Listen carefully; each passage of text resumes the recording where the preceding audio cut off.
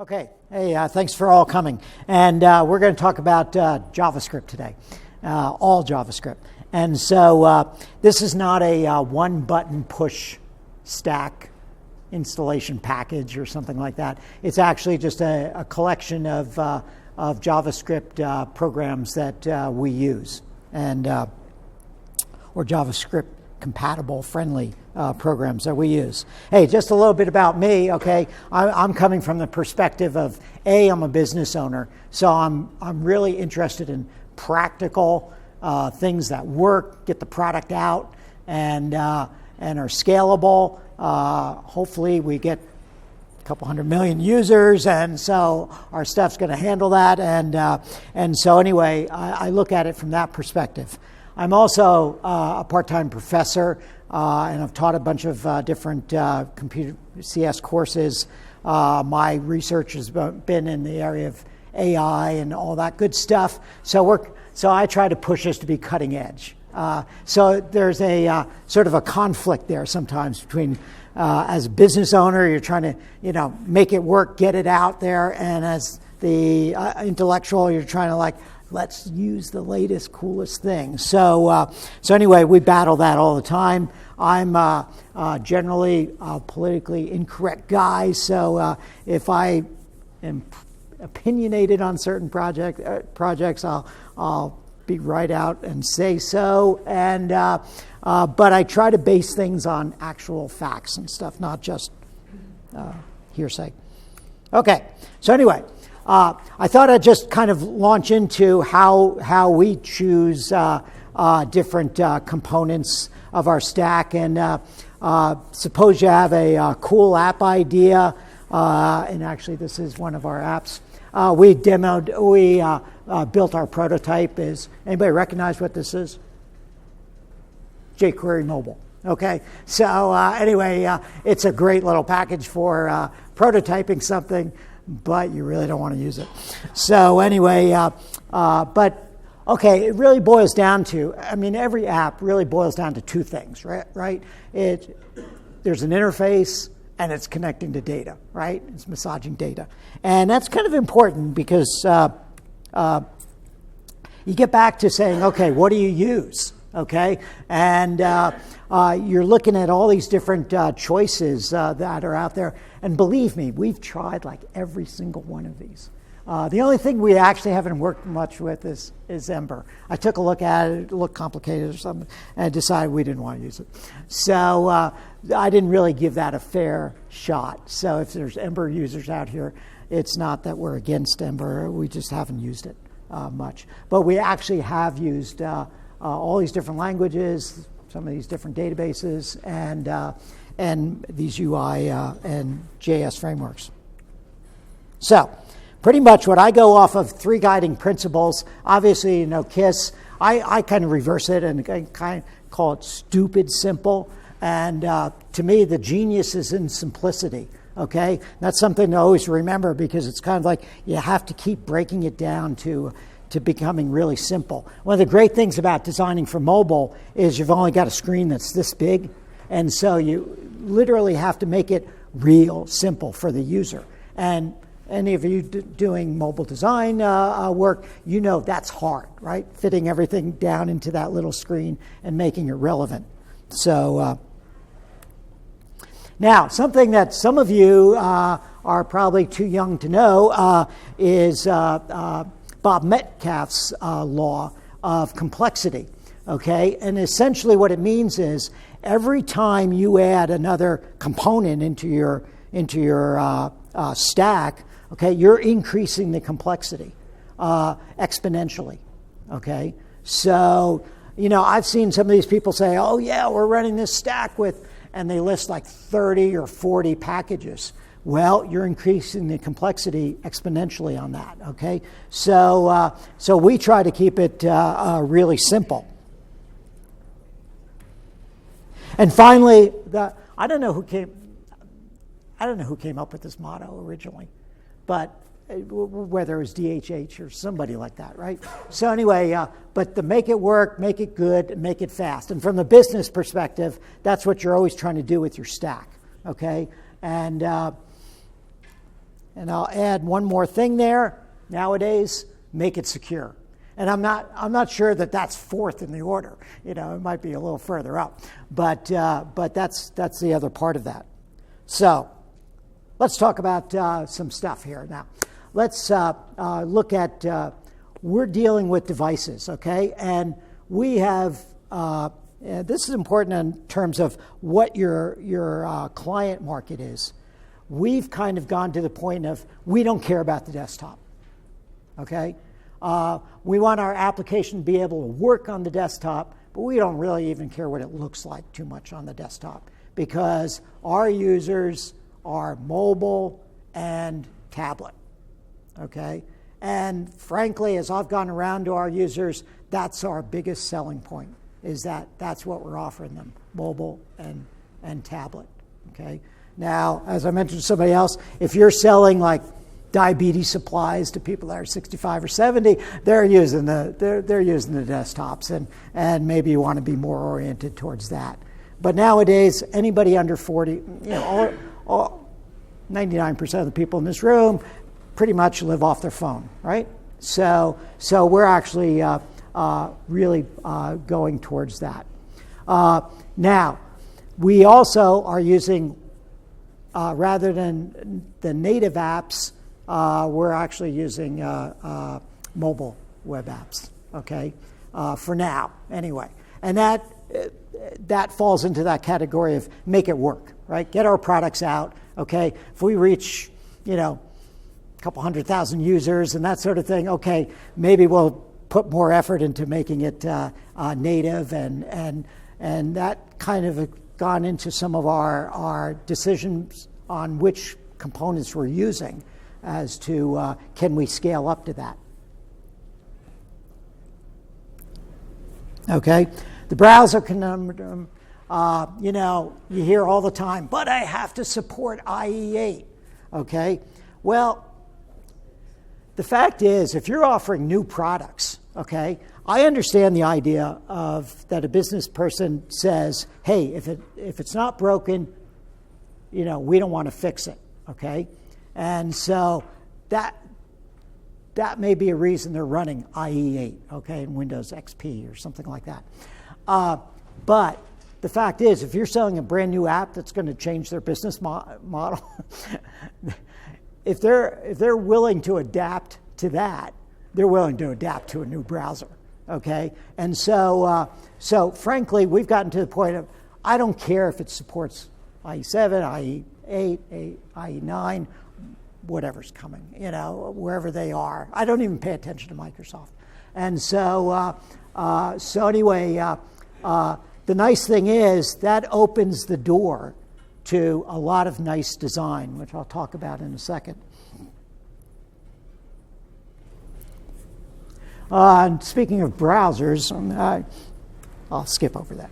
Okay, so anyway, the mobile-first design considerations, okay? Again, you're dealing with small screen size, okay?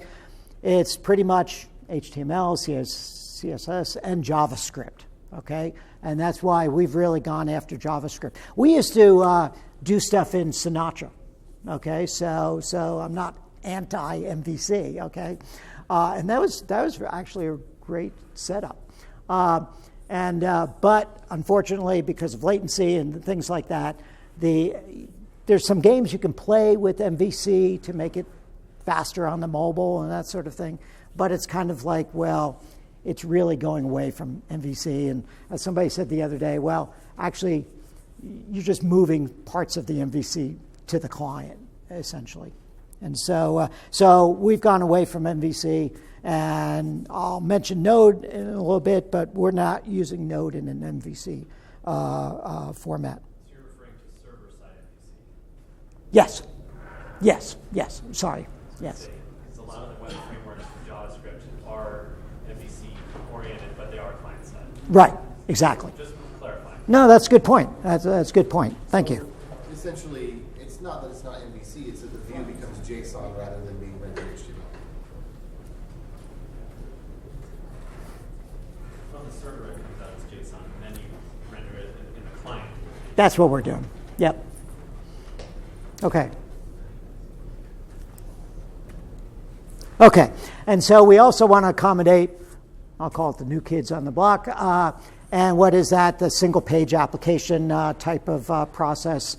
API hooks, okay? You know, you're going out, depending on your app, okay? You may be pulling in data from Twitter, you may be pulling in data from Facebook, multiple other areas. And so you want to have something in your stack that can handle pulling in these different APIs. Depending, again, on your app, you may be looking at Socket.io. So you've got that pretty, continuous connection there. And, of course, REST. And we're using a REST-type format. Pseudo-REST, I essentially call it. Okay, so assuming we're on the mobile and we're using JavaScript, okay, it helps to have a framework, okay? Some days, honestly, I kind of like pull out some of my hair. That's why some of my hair is turning gray. And so trying to figure out which framework is working the best, or should we just throw them all out and go back to jQuery? But anyway, we've used all of these. As I said, not too much with Ember. Knockout we used a little bit. We just didn't like it as much. We've used Backbone a fair amount. Now, Backbone's pretty solid, okay? It's pretty easy. Works, okay? So make it work, kind of fits into that, okay?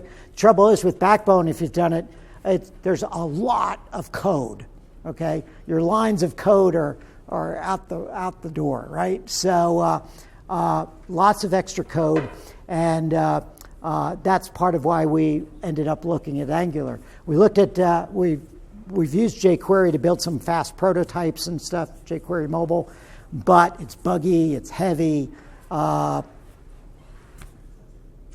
We moved on. So anyway, and so we're actually using, we've kind of chosen Angular. And why Angular, okay? Obviously, who here has been using Angular? Yeah, almost everybody. So you know some of these things. And it's got the data binding, which is really, really nice. And it's a lot less code than Backbone, okay?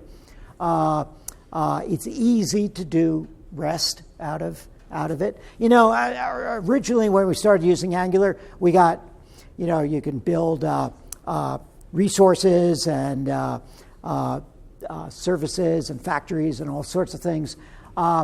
And on the whole resource side, it's just started getting a little complex. And we just went back to putting in the $HTTP right into our controllers and writing our code right into the controllers. And that seems to be working the best for us.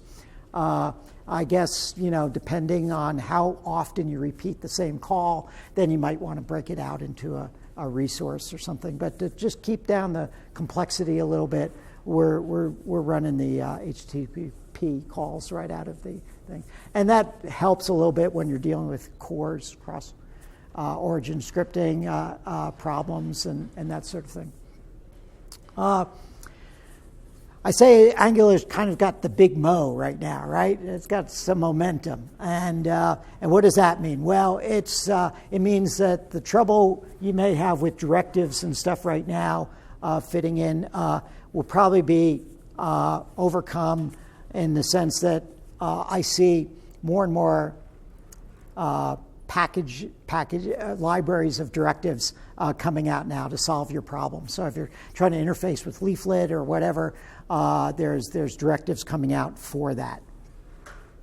And directives are just a little more complex. If you've been using Backbone and you move over to Angular, you'll find that the directives are just a little more complex to write. Okay, on the UI frameworks, okay, that's the other side of the client. Okay, again, I think we've used all of these, and just a couple notes on each. You've probably not even heard of mobile Angular UI. It's actually a nice little framework that the person's put together. It's got a really cool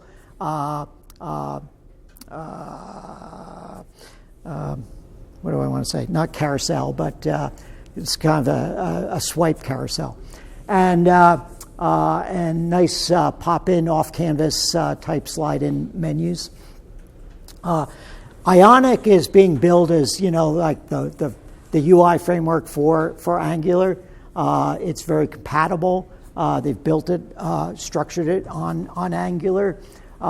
There's a talk later today on Ionic.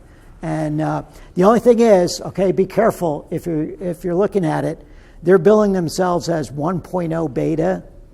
It's, at least in my opinion, it's about like 0.1 or 0.2. Okay, there's still a lot of bugs in it. Okay, and they've been working on it. It's actually pretty nice, clean code. If you look at the code, I think it will be a framework we'll want to use. But I just felt like it's not ready yet. We've looked at Ratchet, which is probably merging, at least that's what I hear, it's merging with Bootstrap. Okay. Now, if you've used Twitter Bootstrap, it's nice, it's responsive. But if you try to do simple mobile things with it, it's not so good, right? Because it still wants to put everything out in the long nav bar and that sort of thing. But little by little, I think Ratchet and Bootstrap are merging. I've heard Bootstrap 4 will be with Ratchet combined. And so then that will be a real UI framework to consider. jQuery Mobile mentioned. There's Mad Mini or something. Some guy that's I guess it's a guy, it might be a woman. Has put together some directives to use with Foundation. Okay, so again, we find that that's a little buggy. Okay, and not quite all there. A lot of these frameworks are getting you like 80 or 90% there, and that last 10 or 20% is like really painful. And so it's been tough. So in a way, we've just kind of gone and written our own, okay? And kind of hate to do that from a business perspective of, geez, if there's a framework there, why don't you use it, and rather than recreate the wheel. However, our UI is fairly simple, I think. And one of the ideas is that if you do away with the legacy browsers, you can use, anybody using Flexbox in CSS? Because Flexbox is really, really powerful. And it makes a lot of this mobile stuff very simple to use. So it's not rocket science to write, some user interface stuff with CSS, especially if you're using the modern components of it. And so that's kind of what we're doing. So when it comes to using data, okay, I like to say mobile equals JSON, okay, because of the JavaScript, built-in JavaScript in terms of the mobile devices and stuff and the browsers.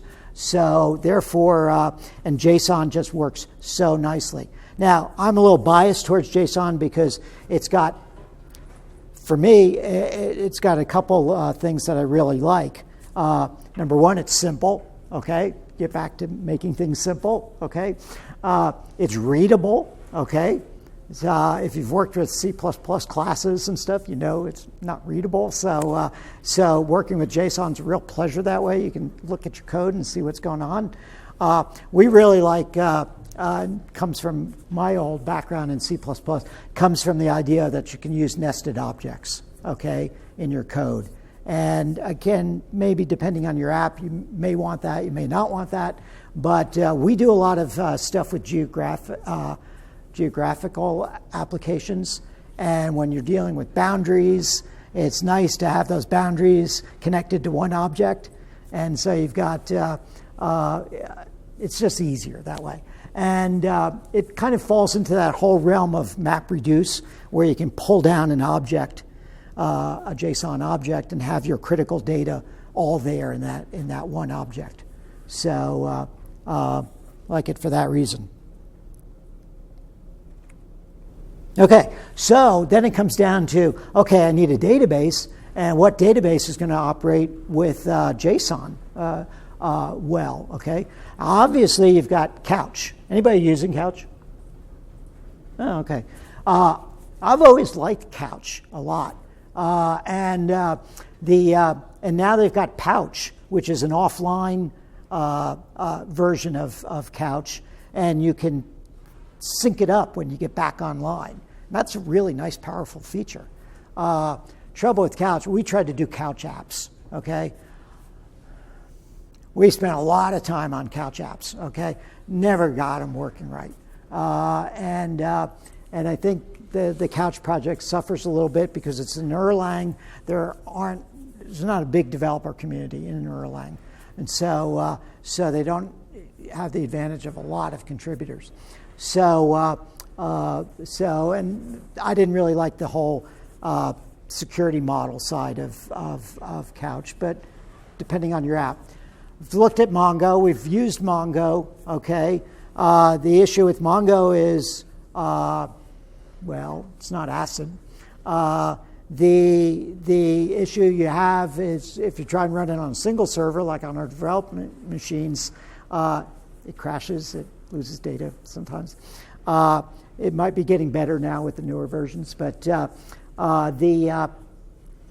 to run a Mongo operation in production, you really need, replicate servers, and for us that meant going out to a hosting company. And frankly, we didn't get a real good response back from some of the hosting companies for Mongos. Curious how long ago that was? Well, that was like about 14 months ago. Things have come a long way in the same period of time. It's just interesting to compare your experience with ours. We're actually using MongoDB in production, and I'm actually really surprised with the way you put that, because the only problems that we've had were when we mismanaged the replica set. With any single server MongoDB stuff, we've never had a single problem with it. Wow. The replica set, if you don't understand how it works, you can lose some data that way. Yeah. The replica, it's pretty, it's more complex, and so that's why we looked out to a hosting company for that, and but didn't get much of a response. So yeah, your mileage may vary. And so now we had used Postgres with Sinatra, okay, and so we knew Postgres well, and with I guess it was 9.2, where they actually put in a JSON data type, okay? Didn't do much. In 9.3, they added some operators and such into it. Now, we've been using it with 9.3 right now, so it's kind of like a JSON blob, but there's you can actually index a little bit on it. And we've actually been kind of using a hybrid approach, half SQL, repeating a couple of the key fields, both as SQL fields and in the JSON object. That's not really great, but it's doing the job really well. But in 9.4, okay, in Postgres, has anybody heard of the JSON B? JSON B is basically binary JSON, okay? So it's sort of like the Mongo Bison. So you actually have like Postgres coming this way, Mongo coming this way, and so both of them are adding features and getting better. And so anyway, in 9.4, which should be out maybe this summer, maybe this fall, you'll actually have binary JSON, and you'll have a whole host of operators and being able to sort and index on those things and query fast on the elements within a JSON object. So we're pretty excited about Postgres, and I'm not sure all the operators are going to be in the official 9.4 release yet, but they're coming. If you're familiar at all with Postgres, you know they've had HStore, and what's happening is that the HStore group is moving a lot of their stuff over into JSON-B. So it's something really great and coming along. So what about REST? Okay, how are we, Couch has REST built into it. So it's really nice. You almost, and kind of the theory behind the Couch apps and stuff, you almost don't need a server because Couch is the server that you use. And you just make a REST call into it and bring your data right back into your client. But anyway, Postgres doesn't have REST. So we kind of use what we call pseudo-REST, okay? And that's using Node.js and Express. Now, we're not using Express to send back the views, okay? We're using REST, or we're using Express primarily for routing, okay? So you make a REST call into your server. It comes through Express, and it routes it. And in that route call is where we've got the functionality to, and I'll show you an example of that if I can figure this out.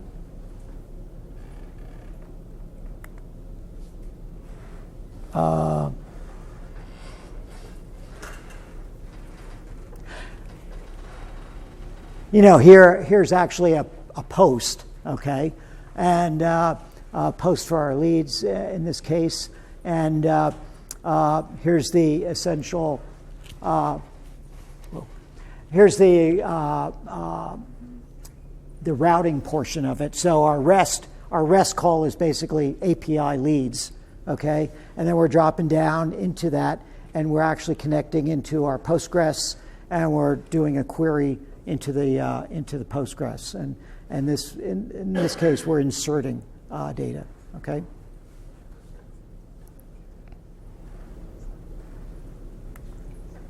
And by the way, while we're here, this is just a little fun website I'm kind of doing on the side, and but you get an idea of the way we're designing for mobile, and it's like, well, when it stretches out to the desktop, okay, ugly. We don't care. It works. Okay. It's instead of desktop running on the mobile, we've got mobile running on the desktop. And so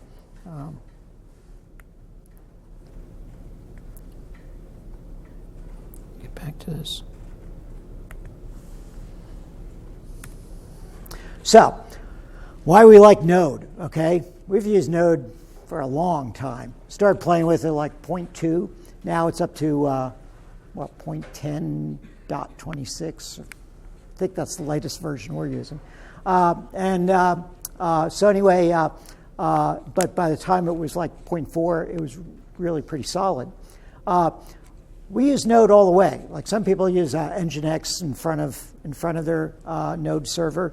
We actually use Node HTTP proxy for our proxying, and but we've just been big fans of Node. Number one, it's written in JavaScript. Okay, so when we were using Sinatra, the problem was, okay, you make your call down, and then on your front end, you're having to use JavaScript. So now you're having to use two languages, right? Ruby and JavaScript. So now we're totally JavaScript, so that kind of simplifies it.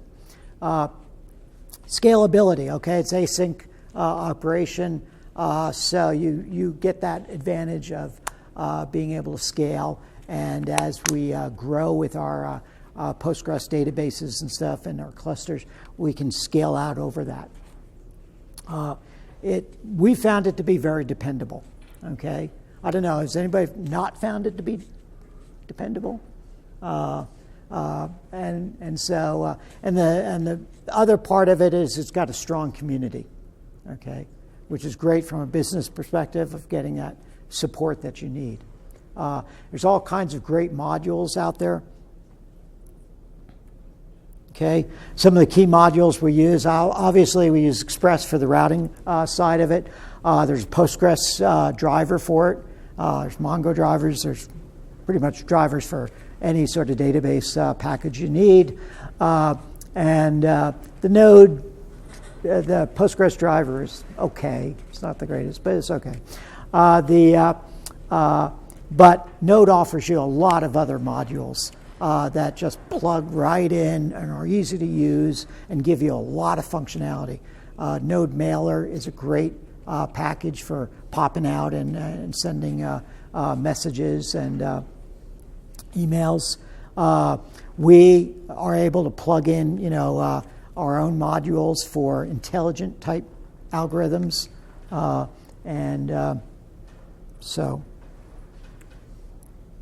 and that's why I call it like pseudo REST. Okay, so on the client side, you're making your call out and typical REST type format, API posts or API get, and then on the server side, as I mentioned, we're coming in with the route call, and then we can call out to the Postgres query. Okay, our current status on this is on a number of our apps. We do apps for the resort industry and wineries and some others, and we're working with this stack arrangement. We've made it work. We're working now on the better side and the faster side, and okay. On the better side, making it good, okay, we're working on the UI, okay? Obviously, on mobile, you're looking for swipes and you're looking for the off-canvas kind of cool feature that you bring in the menu from the side, adding gradients, making nice-looking buttons and things like that. Again, if you're running a startup, you know that the first thing you're trying to do is get the product working and out the door and getting revenue and all that good stuff. And you start adding these in one by one by one. And on the Angular side, we're working on more directives. Okay, for example, I think we've got a new Twitter feed. Okay. Twitter gives you a jQuery or an Ajax type of widget, okay? And you have to, it's very easy to pop that into Backbone. We had it working fine in Backbone and everything. It doesn't work so good in Angular. So you have to write a directive for that. So we've had to, take the time to work on a Twitter feed. So we're working on more interfaces on that. And on the device integration. Now, some of the packages like Ionic, one of the advantages to Ionic is that it's really set up to work with Cordova, okay? So that will be able to blend right in, and so you be able to add the native functionality, like if you're doing an app that's got to use the camera or maybe the GPS on a mobile device, and pop it in that way. I always call this like continuous improvement, okay, on security. We use Passport for most of our login stuff, which is pretty nice. I don't know if any of you have used Passport. You have, okay. Passport makes all these nice little modules for, the cool thing of let the user log in from their Facebook account or let them log in from their Twitter account, etc. Passport's got all that set up for it. So it's really pretty nice that way. Making it fast, okay? Again, this is always kind of a continuous thing.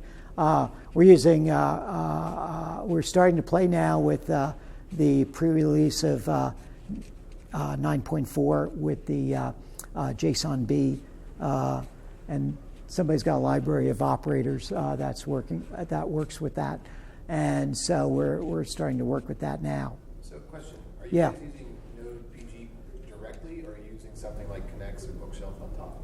No, we're actually using it directly. So you write SQL queries by hand, you escape them by hand? Yeah, and we do that right in our node. The nice thing with JSON is it simplifies to me at least, it simplifies your queries. Okay, because you bring down an object rather than individual data fields, and well, the data fields are in the object, but you're bringing down the object, and so it's kind of like I view it as kind of a map reduce kind of thing, where you're being able to bring down some objects, maybe an array of objects, and then on the client side, that's a small enough data set that you can manipulate it right on the client. So, is Node.pg accepting just full JSON objects? So, it's got. You're able to specify, like I showed, the node query or the Postgres query. Okay, so you can actually do much like you do from the command line on Postgres. You can actually bring down your data that way and bring it down into a JSON format and shoot it out. That's again one of the changes that's been happening in Postgres. Now you can bring it back as a JSON object, return it as a JSON object. Okay.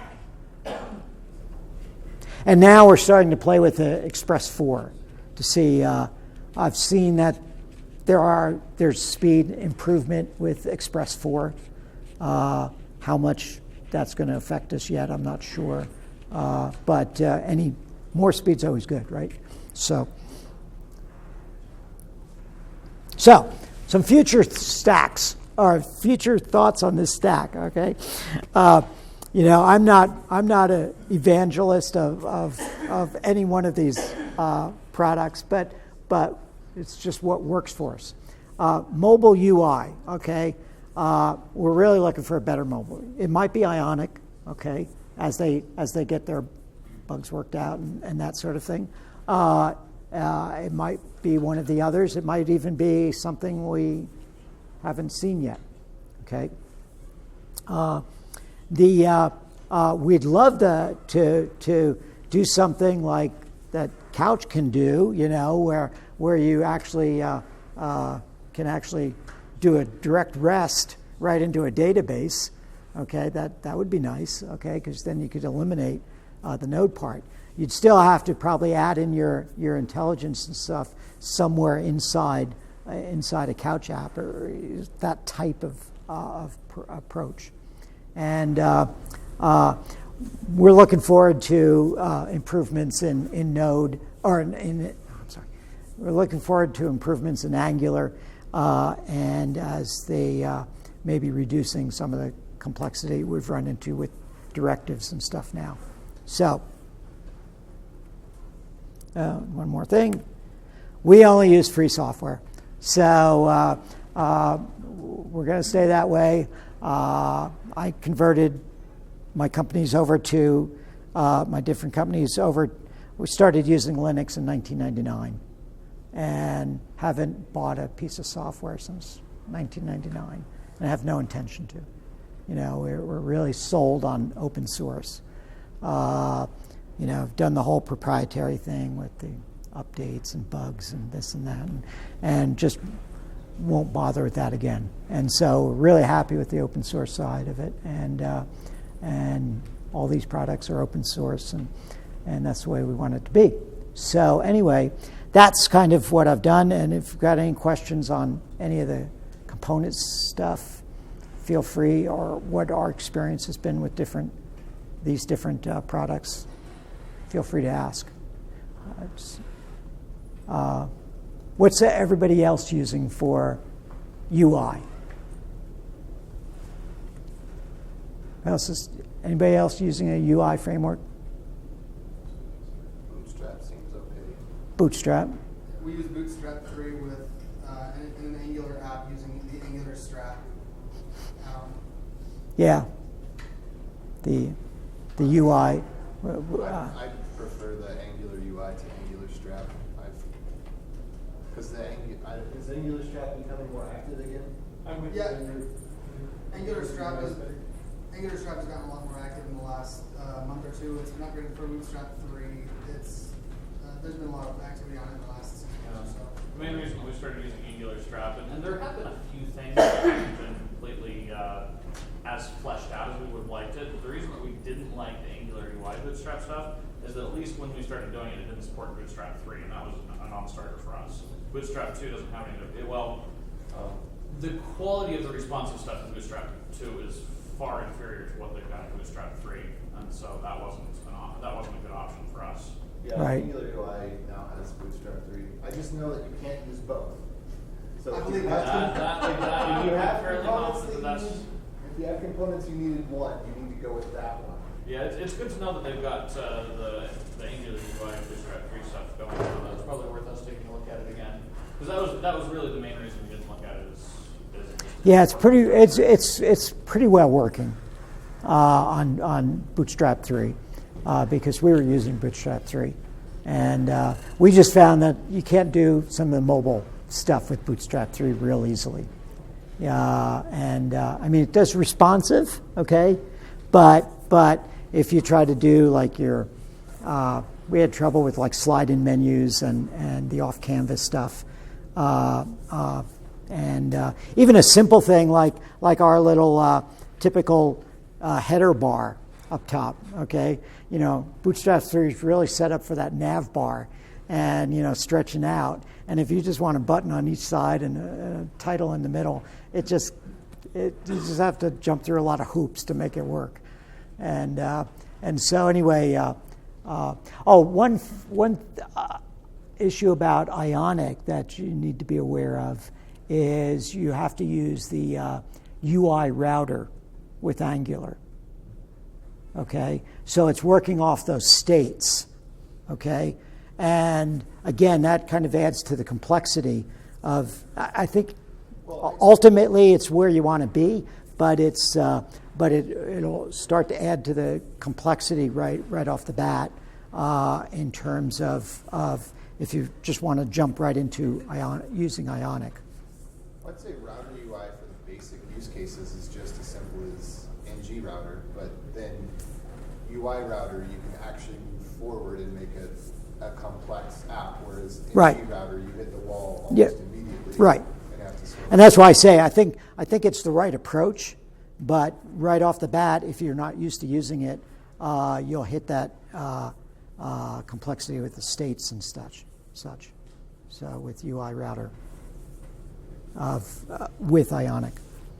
So, but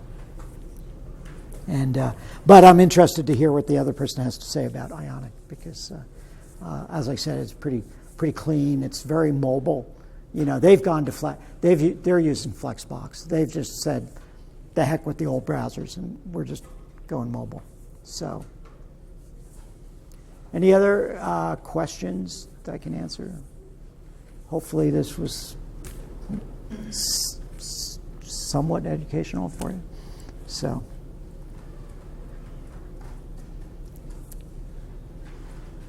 okay.